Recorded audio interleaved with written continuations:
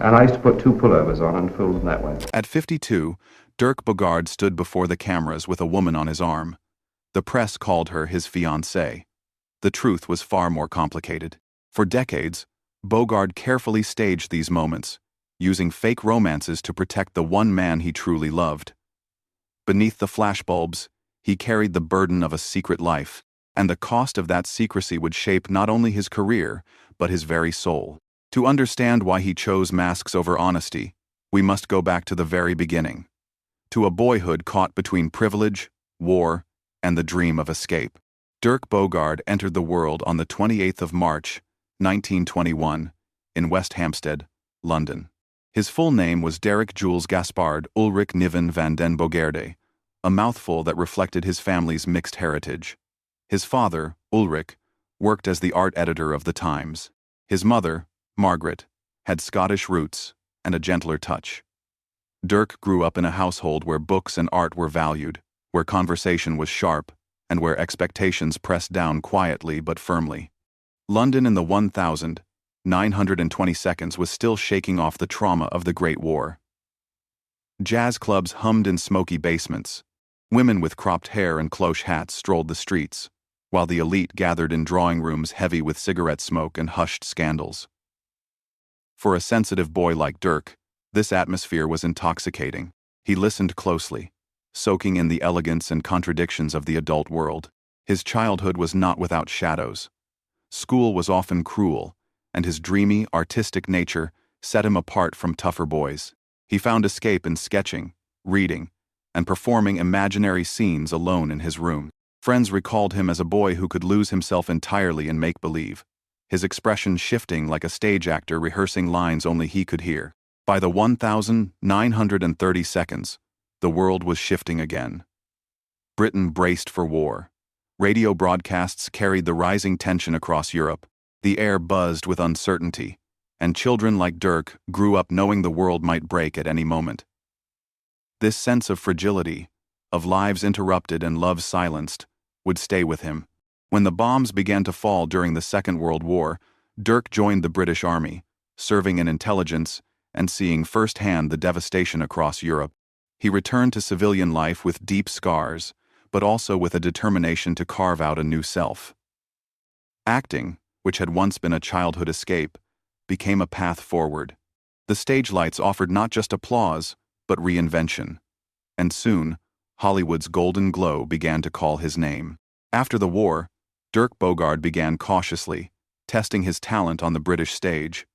He was striking, with sharp cheekbones, intelligent eyes, and a subtle elegance that set him apart. At first, directors weren't sure what to make of him. He wasn't rugged like John Wayne, nor was he classically handsome in the matinee idol sense. Yet there was something magnetic about his presence. By the late 1940s, Bogarde signed with the Rank Organization, a powerful studio in Britain that groomed its young actors like royalty. Rank polished him, dressed him in finely cut suits, and sent him to premieres. He was promoted as a heartthrob, the perfect young man women could swoon over. Photoplay magazines splashed his image across covers, painting him as the dashing bachelor. His breakthrough came in The Blue Lamp in 1950, where he played a charming but dangerous young criminal. Audiences were transfixed. Here was a star who could embody menace and sensitivity in the same breath. More roles followed. Hunted in 1952, Doctor in the House in 1954, and Cast a Dark Shadow in 1955. Each film solidified his reputation, each performance pulling him closer to stardom. By the late 50s, Bogarde was a box office draw. The Doctor comedy series made him beloved across Britain, while darker roles hinted at the depth of his craft. Hollywood producers began to notice. He worked alongside international stars, his name whispered among critics as one of the most gifted actors of his generation. But fame was a double-edged sword. Studios demanded not just performances on screen, but carefully managed images off it. Bogarde, unmarried, became a target of speculation. Reporters asked about girlfriends, fan magazines dreamed up romances, and when none seemed real enough, publicists arranged staged photographs. The pressure to present a perfect heterosexual image grew heavier with every premiere. Behind the tailored suits and charming interviews, Bogarde began to live a double life, one for the cameras and one for himself. Behind the facade of studio-manufactured romances, Dirk Bogarde built a private world that few ever glimpsed. At its center was Anthony Forwood, an actor turned manager with a calm presence and sharp wit. They met in the early 1950 seconds, drawn together by a mix of professional trust and quiet affection. Over time, their bond deepened into something closer to family than friendship. To the outside world, Forwood was simply Dirk's business partner, his loyal assistant who handled contracts and managed the daily details of a demanding career. But behind closed doors, they shared a home, meals, and the small comforts of ordinary life. Forwood became the anchor in Dirk's restless, high-pressure world.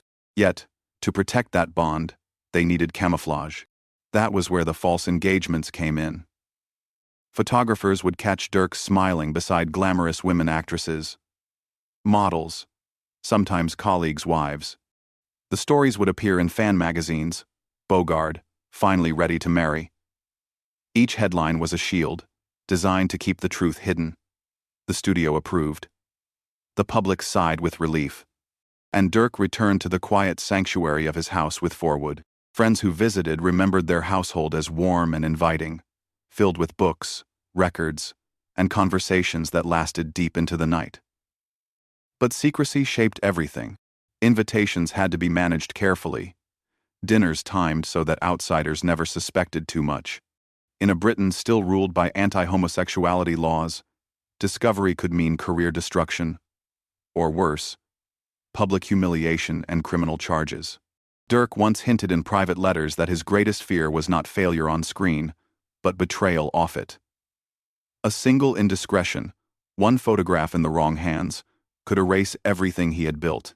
The weight of that knowledge made every kiss stolen behind locked doors, every glance exchanged in a crowded room, feel both precious and perilous.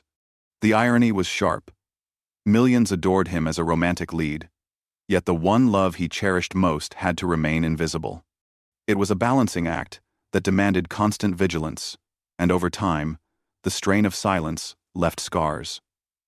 Rumors began to circulate. Whispers in smoke-filled clubs and industry backrooms. For Bogarde, the risk of exposure was no longer distant. It was at his doorstep. By the 1960 seconds, Dirk Bogarde stood at a crossroads.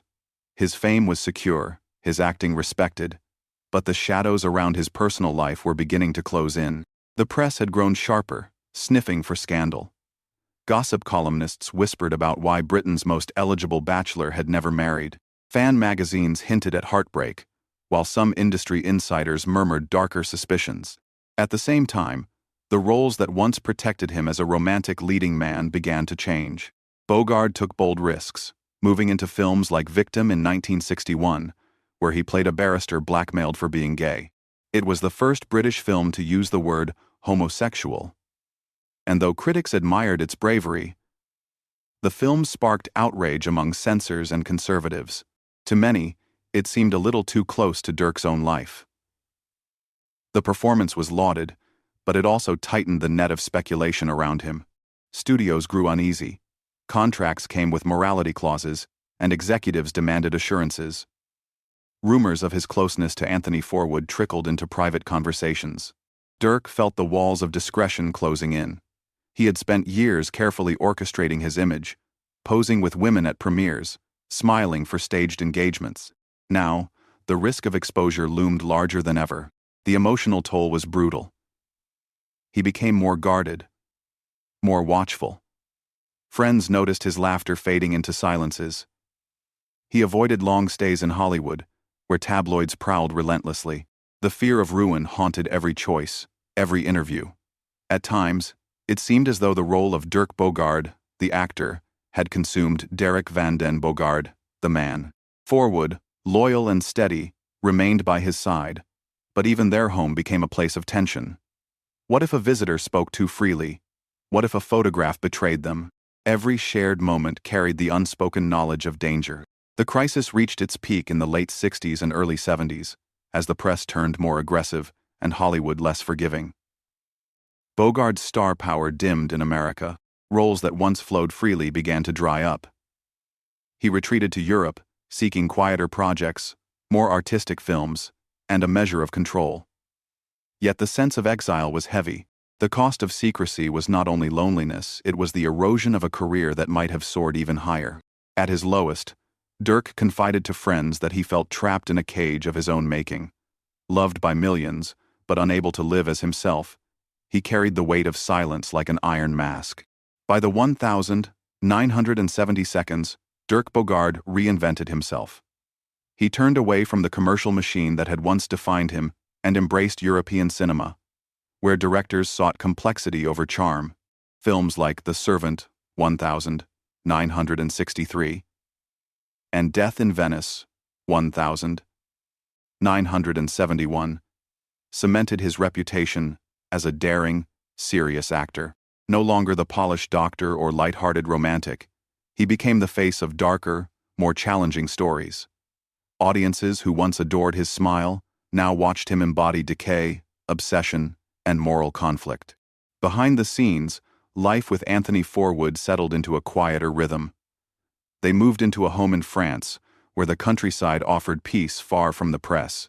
Friends described their life as domestic and calm, filled with gardening, reading, and long conversations by the fire. Forwood's health began to decline in the 1970s, and Bogarde took on the role of caretaker, nursing him with devotion until his passing in 1988. It was a partnership never acknowledged openly in the press, yet lived with deep fidelity in private. Bogarde himself shifted toward writing. His memoirs and novels revealed a keen eye for detail, a wry humor, and an undercurrent of melancholy. Readers sensed what he could never say directly, that his life had been shaped by secrets, by a love hidden behind the curtain of respectability. His books won praise, making him one of the few actors to achieve equal distinction in literature. The world around him changed. By the 1980s and 1990s, conversations about homosexuality were no longer confined to whispers. Younger actors came out, activists marched, and society slowly bent toward tolerance. Bogarde watched with mixed emotions. He had lived through an era where a single headline could destroy him. Now, he saw others walking paths denied to him. In interviews, he remained cagey, never fully acknowledging what many already knew. But there were moments, brief flickers, when he hinted at truths buried under decades of silence. He spoke of loyalty, of companionship, of the cost of lies. In those reflections, one could glimpse the man behind the carefully managed mask. In his final years, Bogarde lived quietly in France, then returned to London. He suffered strokes, his once sharp voice reduced to a whisper. Yet visitors remembered his eyes still sparkling with intelligence, still carrying the weight of unspoken stories. He passed away in 1999 at the age of 78, leaving behind not only a body of remarkable work, but also the shadowed outline of a life lived half in light, half in darkness. Dirk Bogarde's life was a study in contrasts. On screen, he embodied confidence, danger, and desire. Off screen, he lived behind a veil, arranging false romances to protect the love he could never acknowledge publicly. He survived by crafting illusions, even as the cost of those illusions grew heavier with each passing year. His story is not just about fame. It is about the sacrifices demanded by an unforgiving system. He loved deeply, cared faithfully, and built a career of extraordinary artistry, all while carrying a secret that could have destroyed him. Today, we can see him not as a man of scandal, but as a symbol of resilience. When we look back at Dirk Bogarde, we see both triumph and tragedy. A brilliant actor, a gifted writer, and a man who shielded his heart with silence. His journey reminds us that love, in whatever form it takes, is never shameful. What is shameful is a world that forced so many to hide it. So, what do you think of Dirk Bogarde's story? Do you remember his films, his novels, or the striking image he left behind? Share your thoughts in the comments. If you found this story meaningful, make sure to subscribe for more untold Hollywood histories.